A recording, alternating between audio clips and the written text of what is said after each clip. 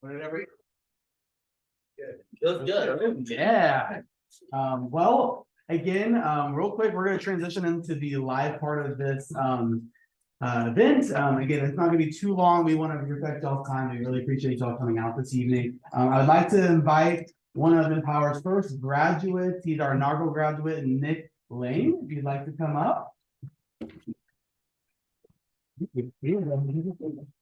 And then, hi guys, how's it going? Good. Awesome. And we also have a virtual group with us from Vertical Harvest and the filmmaker. So what we'll do is we'll get started again. Feel free to use the restroom and come back. There's also extra food out there. We'd love for you guys to eat, but we'll get right into this conversation. This is going to be a very an organic approach. I want it to be something that we're getting to talk together, but also for you guys to be involved as well. So again, I have questions to ask, but again, if you have a question that comes up throughout the conversation, please raise your hand and we will get you to say your question. So anyway, Nick, would you like to all have the panelists introduce themselves and kind of explain why they are part of the panel? So would you like to go first? Ready. My name is Nick Lang. I am the inaugural graduate of the Empower program, and I'm just really excited to be here. Awesome. What is the Power program? The Empower program is a program for students with mild intellectual disabilities and cognitive disabilities, so they can get the full 4-year college experience. Awesome, love it. And then we'll start with the gentleman together. Whoever would like to go first. My name is Scott Estay. I am the facilities manager at Vertical Harvest. Just take care of the building and make sure things are running smoothly. It is a very full-time job. Hi, Good. I'm Sean Stone. I'm one of the employees at Vertical Harvest. I was one of the very first ones that started there when they opened in 2016. Wonderful. Jen? I'm Jennifer Tennican. I'm the filmmaker. I've been doing documentary work for about 20 years and started in the Boston area, working with independent producers who did a lot of documentary work for WGBH, the public television station in Boston. We worked on a lot of Nova science shows. And then I went off and did my own thing, moved to Jackson in 2002 and have been focused on community stories ever since.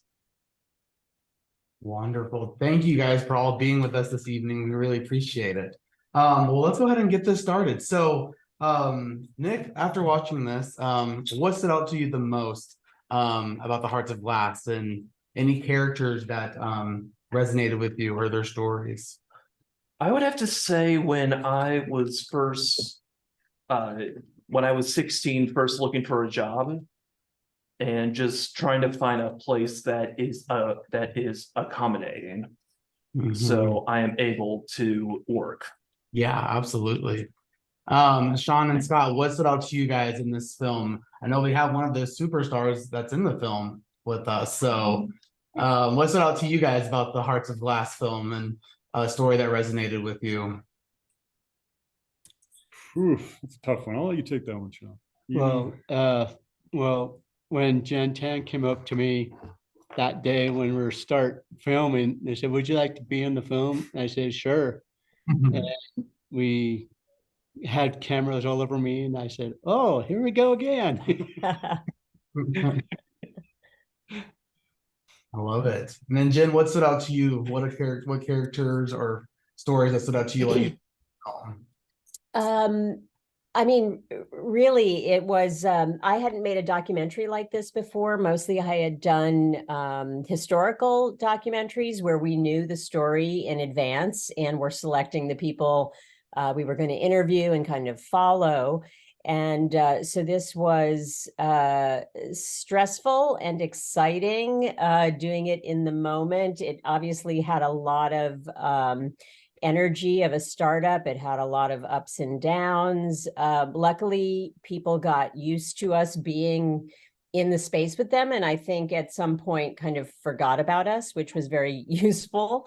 I think we just, saw the power of a very innovative model, not only for environmental, sort of growing your own food, having the food source close to the community, but also the employment model, which is really focused on inclusion, having people with and without disabilities work side by side and be paid the same wages. Yeah, so I mean, that was great. There were times where I definitely wanted to be adopted by Vertical Harvest, but I am an independent filmmaker, and I maintained my independence. Hey, I understand. I want to see if there's a job at Vertical Harvest because I really am impressed in myself. So, Scott, if you guys are hiring, let us know. Yeah, come on down. Sean, so Sean, actually, this is a question for you. So, what does your responsibilities look like since you started Vertical Harvest, and what do they look like now since you've been over your employment with them? Well, when I first started, I was like a farmer that goes around and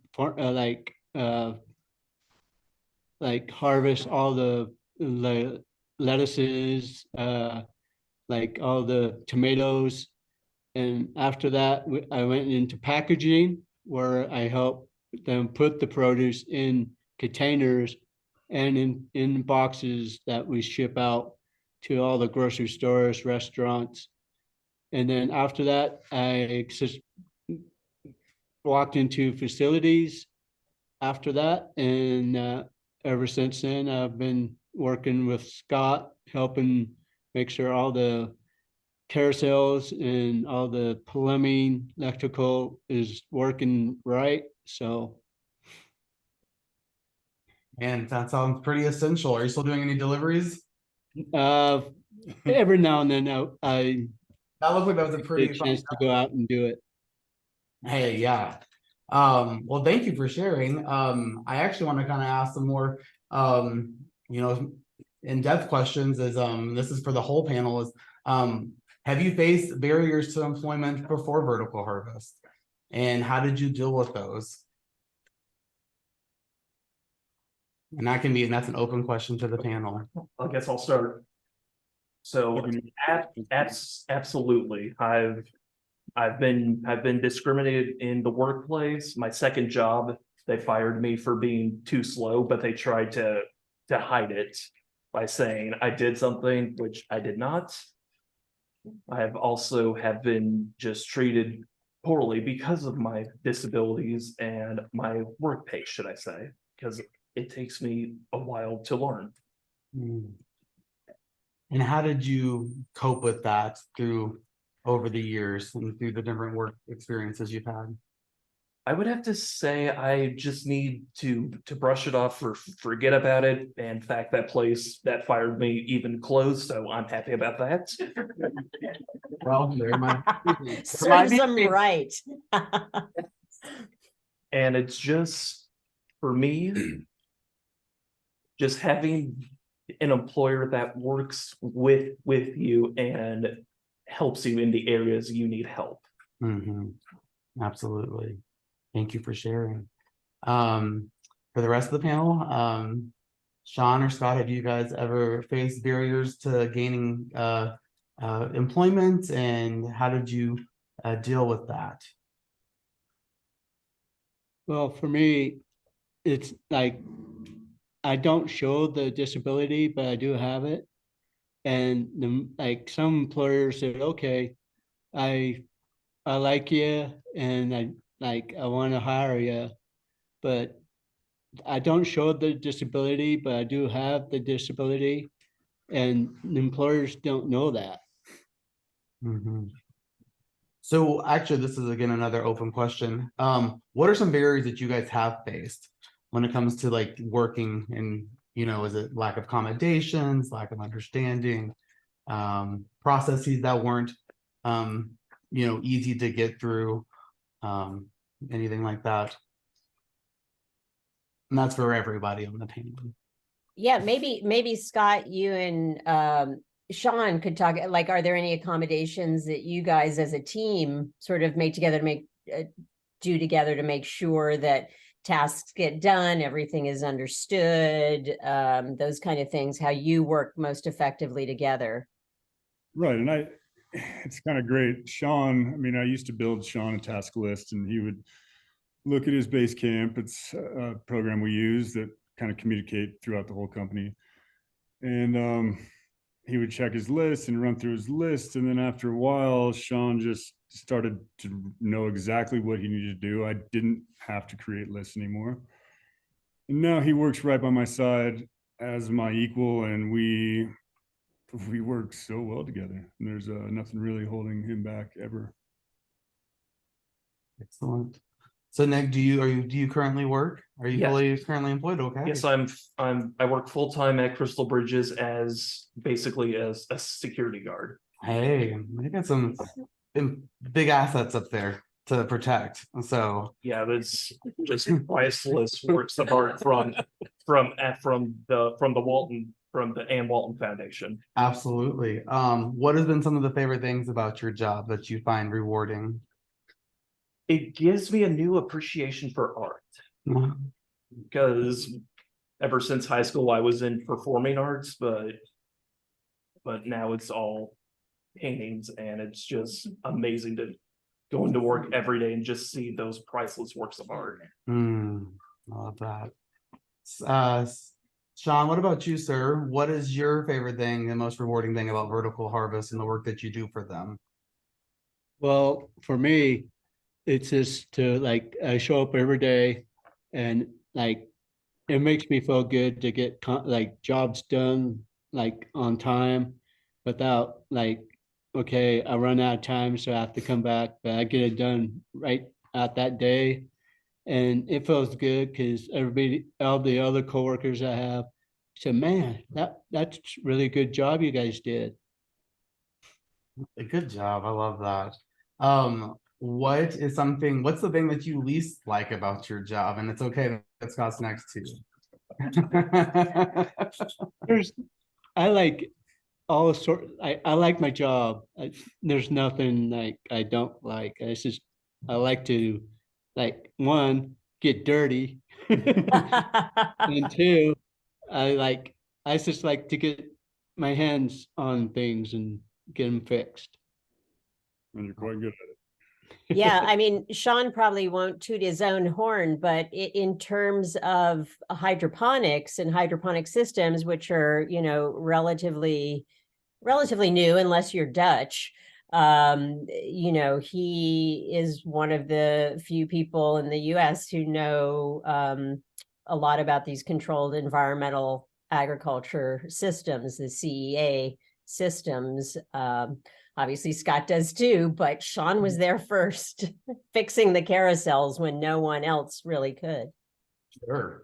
Well, and as I say, Sean, what did the pandemic do to Vertical Harvest? Did it affect you guys a lot? Well, for me, like when I first, like the day it really started, I was at work and my CEO came up to me and said that, okay, everybody stop what you're doing and like go home. And then I said, what's going on? And they said the pandemic kind of started really strong. And so they told us just go home. And after that, I've been like, what should I do? Because there's everything shut down and I can't go anywhere because like I could, but it's just like it can't go like into grocery stores or restaurants. But it kind of the first couple of weeks, it kind of hit me hard because the paychecks. And then I said, what I don't know if I can if I'm going to get a paycheck or if I have to go on unemployment. And then finally the CEO said, you guys are taken care of because the government kind of like helped us out with that. Yeah, Wow. Vertical Harvest continued to pay people through the pandemic. They applied for funds to support the employees, and that was very important. Oh, that's huge. Mhm. Yeah. Yeah, there was a skeleton, if I remember correctly, Sean, and please correct me if I'm wrong, but I think you guys were on a skeleton crew for maybe 2 or 3 months. Yes, And they shifted the business model too. So they couldn't, people weren't really going into people weren't going into restaurants. And a lot of the income for Vertical Harvest is through sort of high-end restaurants in Jackson. They switched to grocery stores, and they also had curbside pickup. yes, So that was really sort of some creative thing, making lemonade out of lemons. yeah. Well, it's like when I first, like, me and my other coworker, like, we just drove by, stand outside, wave at my coworkers inside. Cause there's like 8 people there that kept the greenhouse going in that pandemic. Wow.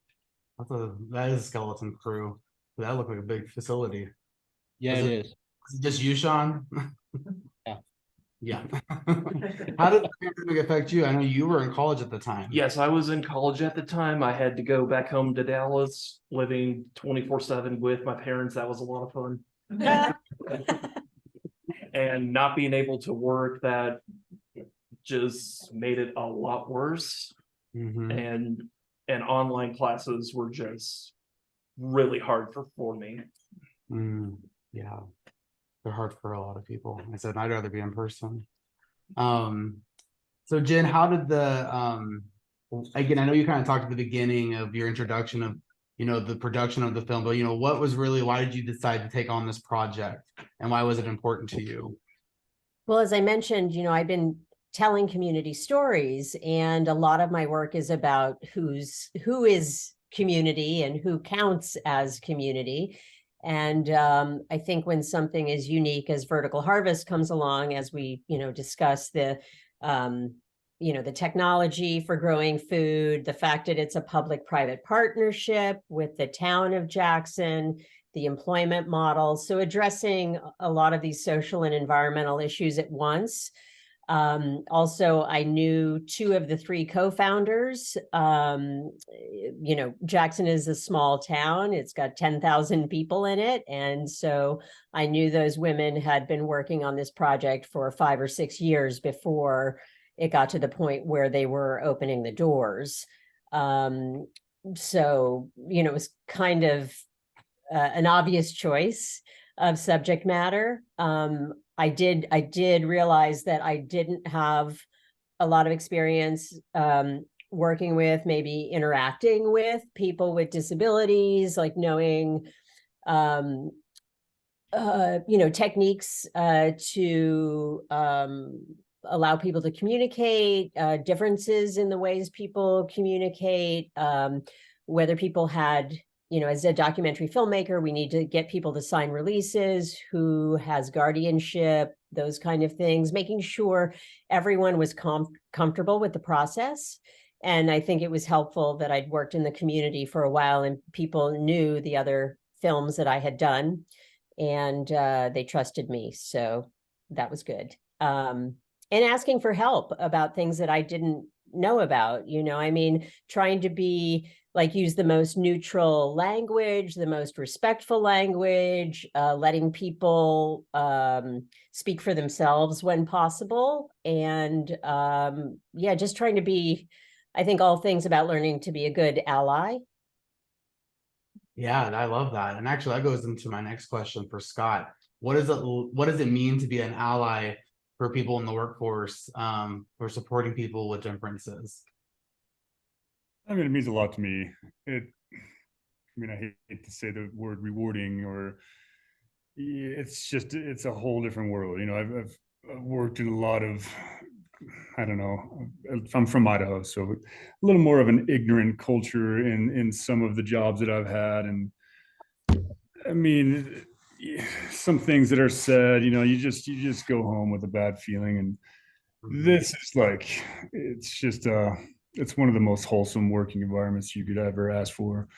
There's some huge personalities in this place. And I mean, I'm the first one in the door every morning, along with this guy right here. I'm excited every day, and it means a lot for me to be a part of it. So Sean and Scott, what do you think Vertical Harvest is doing right? When it comes to everything.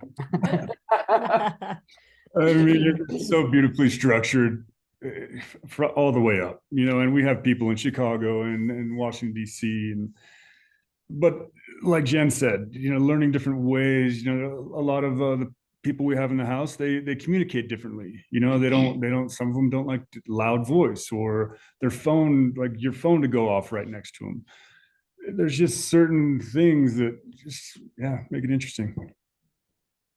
What do you think, Sean? What do you think Vertical Harvest is doing right? Well, Vertical Harvest is doing like growing the produce to help like the grocery stores to get their produce on the shelves. And it's helping the community with the nutrition stuff that they need, so they don't have to wait until like the semi to get there for like a week or so. And then we deliver like right there at the same day. And then like sometimes when I do the deliveries to like to the grocery stores, they come up and they say, "I'm glad you're here." So why is that? They say, "We're sold out of every lettuce that we delivered to them." They sold out that same day. Wow. Yeah, I think that the difference in the nutritional value of something, and you guys at the Bumpers College of Agricultural and all of the other sciences, know that if it's been sitting in a truck or it's been shipped, from Mexico for whatever, a week in a semi, it may not be at its peak nutritional value by the time it gets to the consumer. So that is a benefit. And then also, even though, we're connected in a lot of ways, Jackson is still pretty isolated. We've had times when 2 of our passes have been closed, and it's easy to run out of local food. Yeah. So Nick, I'm going to turn it back to you. What has been some of the best feedback you've ever received from a supervisor? Oh, Lord. I would honestly have to say my customer service skills. I focused in hospitality in my time during the Empower program, and that still sticks with me every day, just remembering my supervisor saying, "Your hospitality skills are amazing." And I would agree with them. Sean, what about you, sir? What's the best compliment you've received from your supervisor? Well, every time every time I talk to him, like Scott, he said, "Man, you got the job done. You did a very good job of just getting it done." I believe it. I wish I had a supervisor. I have to put on another hat and tell me how good I'm doing. Well, I do. So Sean, how good of a job does Scott do? Yeah, he's pretty good. He is pretty good. He teaches me new things every day. So Um, Every day too. So what do you feel about the vertical harvest model? What stands out to you guys when it comes to supporting people with disabilities and finding gainful employment? What do you think, Nick? What did you think about their model? I really do like how they are very inclusive with everyone with disabilities. And I really would love to see more of American businesses adopt that. Well said. Me too. John, what do you think Vertical Harvest does really well when it comes to supporting people with disabilities? And it's not. well, they go out all the way to make sure that when people with disabilities have a permanent job, Mhm. great pay, and like they always ask if, how you doing? How's, like, if you need any help with anything, they ask if we need it. Mhm. I think I my, don't, Devin, I don't know if you know, but there's an employment model that they have incorporated called the Grow Well model. And all of the employees take advantage of it, and it's about personal development, professional development, and giving back to the community. And I can let Scott and Sean talk a little bit more about that, but I seem to think there are regular check-ins and people, it's a really great metric for progress. Mhm.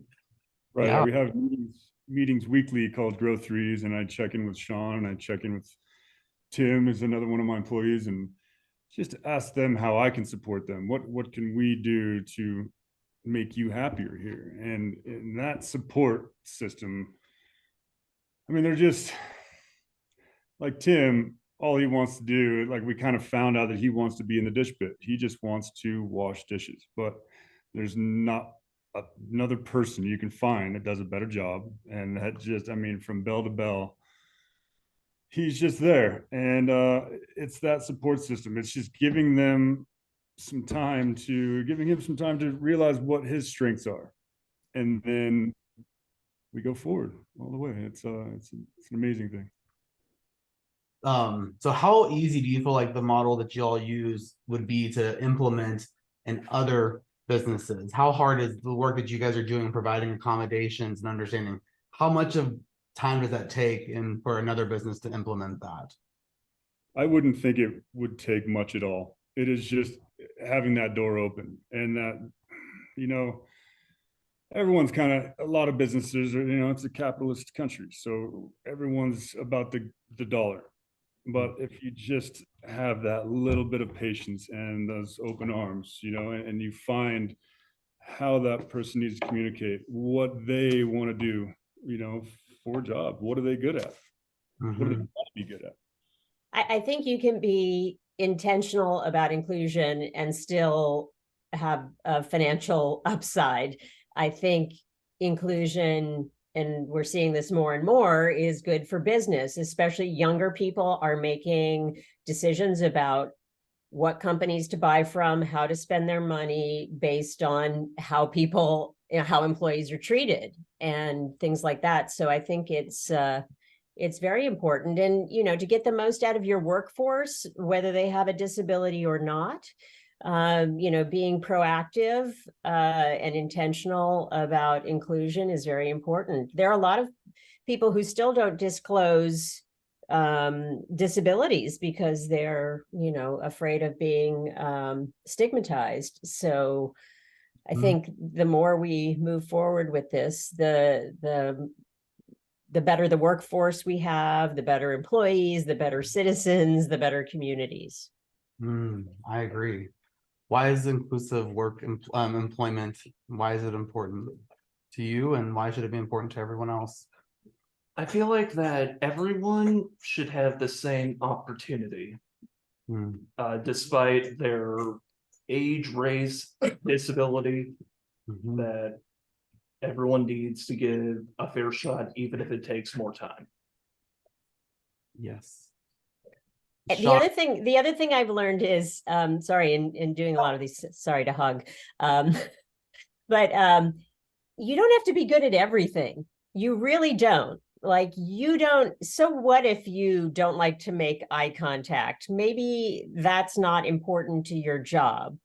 Maybe you don't like to verbally express yourself. Maybe you want to text or use a pad. I think we shouldn't expect everyone to be good at everything, and we shouldn't judge people.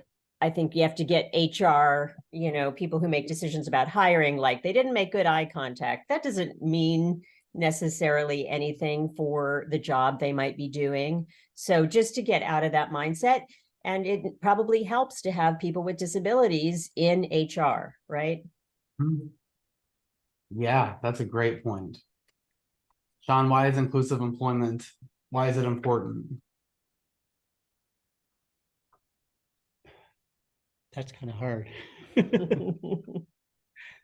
It's just, it's, I think the the model that we have is just, it's really good. And it's, that helps people decide what they want. Mhm. You know, I was gonna say, you know why you probably thought it was so hard, because it's so easy to include people. Yeah. Not actually a big answer. So thank you for sharing. So I'd like to now open it up to the audience. For what questions you guys might have for the panelists. I'm sure you guys have some, you got some superstars up here on the screen and in person. Yeah, no pressure, superstars. All right.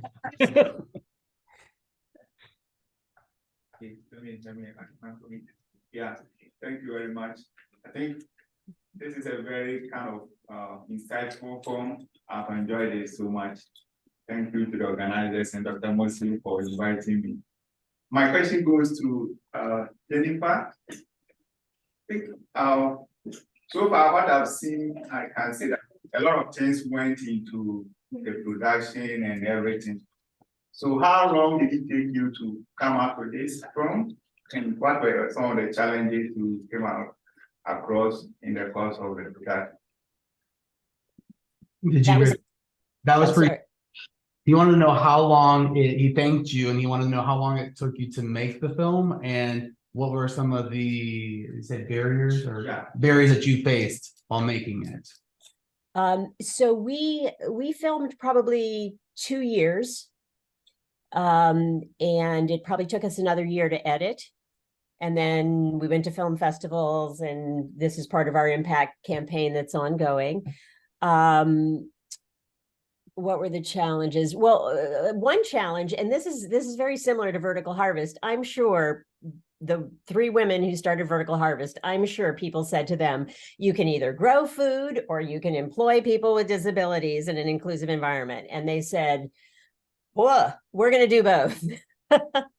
And they said the same thing to me about the story I was going to tell. I could either, tell a story about people growing food in an innovative way in their community, or I could tell a story about, people working in an inclusive environment. And, we opted for both. So I think, I hope it's a motivational tale that you can address multiple things in your projects. You don't have to stay in your lane. You may have to ask for help or collaborate with other people. And I think that's where I'm not afraid to reach out to people left and right and tell people to tell me to go away. That's really my nickname is Jen Tenacious.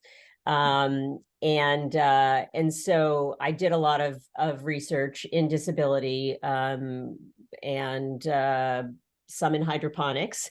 I don't think there is many landmines in terminology around hydroponics as there are in disability. So anyway, those were some of the challenges.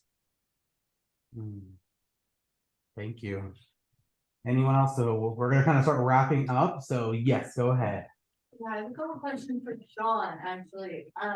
First one was, how long do you think it took you to get used to the cameras being around all the time? Because I feel like for me that would be like such an obstacle, especially because you were like learning a new job, and then you're also learning how to be around this like huge camera crew and new people you haven't been around. So it's probably like, I'm just wondering how they kind of came together, like learning the new job and dealing with the camera at the same time. Did you hear that, Sean? Yeah. Okay. Well, I'm not camera shy. And like when Jen Tan came up to me that when we were starting that, he said, "Are you camera shy?" I said, "No, you can go right ahead and film me, whatever." And we took off. Sean was very easygoing. And when you say large camera crew, it was not a large camera crew. It was typically one person with a camera. We would trade on and off on different days and things like that. So it wasn't like a crew of 3 or 4 typically in his face. It was more like 2 or 1.5. Excellent. Alrighty, any final questions before we let them give their final thoughts? Who are they? Oh, well, Who are you? they are the filmmaker, two employees from Vertical Harvest from the film we just watched. And Nick is the first inaugural graduate from the Empower program. Are you first in drag from, what's it, I'm sorry, what is he from? a Vertical Harvest. Are you in Vertical Harvest, sir? Scott? Right now? Yeah. No, we're actually at the college next door. College next door? Yeah, This, the greenhouse is just the most, I mean, it's an extremely noisy place. There's always fans going and water pumps going. I mean, this would have been almost impossible. Uh, And Miss Jennifer, he would like to know where you are located. I'm sorry, what? He would like to know where you're currently located. Where? I am currently in Gardner, New York. Carter, New York. Wow. Uh-huh. And we are in Jackson, Wyoming. Jackson, Wyoming. Yes, I'm from Arkansas, Little Rock. I'm in Fayetteville. He's from Little Rock, Arkansas, and he's a Razorback at the University of Arkansas. Respect University of Arkansas. College. Awesome. We're gonna have one more question. He's a college student at the University of Arkansas. That's right. Let's see, hang on. We're gonna do final thoughts for them so we can get on out on time, okay? So thank you all for y'all's questions. So, Jen, Scott, Sean, Nick, what would you guys like the final takeaway for the audience to get from the Hearts of Glass? Anything about inclusion that you'd like to say to them to leave with? Just, I mean, I'd like to say that it's just possible. It is possible to be a successful company. I mean, we have greenhouses going up in Maine and Detroit, and it's possible to be inclusive and still be a successful company. You know, you just got to try it. You got to make it work, and it works a lot easier than you think. Mhm. Yeah, it's not in spite of, it's because of more. Mhm. What about you, Sean and Nick? What are some takeaways you'd like them to give? well, like, if, like, for my, I can't say it. We'll wait. That's okay. What about you, Nick? I would have to say just because people have disabilities does not mean they're impossible to employ. They just need accommodations. Accommodations is always the key for employment. Yes, because everyone could use accommodations, right? Accommodations are not just for people with disabilities, they're for everybody. Actually, there's a person in the audience that I love this phrase, and she taught me that it's always assume competence, but know the support is needed. And I think if you can keep that in mind when you guys become future business leaders, you currently are a leader of a program, to just know that there are so many ways, like Jen said at the beginning, it's intentionality. A lot of this is not that it's a hard model to implement, it just takes intentional effort on your part to do so. So I think that my biggest takeaway is, I love that you said at the beginning, Jen, is that it's not I want to start a business and then later on including all people. It's like it can be both, and it should be both. So that would be my biggest takeaway. So any final thoughts, Sean? I know you didn't have one yet. It's just like, for, like, if you go to a job and then the manager, like, didn't really know what disabilities you have, it's, you just like if he comes up to you, say, what kind of skills you have? And he said, just give me a skill and that will show you that I can do it. That's right. Set the expectations high. So Yep. you can practice them. Awesome. Well, let's give them a round of applause. Thank you, guys. Thank you, Jen. Thank you, Scott. Thank you, Sean. Thank you, All right. Nick. And people still have through October 11th to watch the film online if they would like. Okay, so share with your friends, please, if they didn't get to make it tonight. So, well, thank you guys so much. Thank you All all. right, have a great night, guys. Thank you.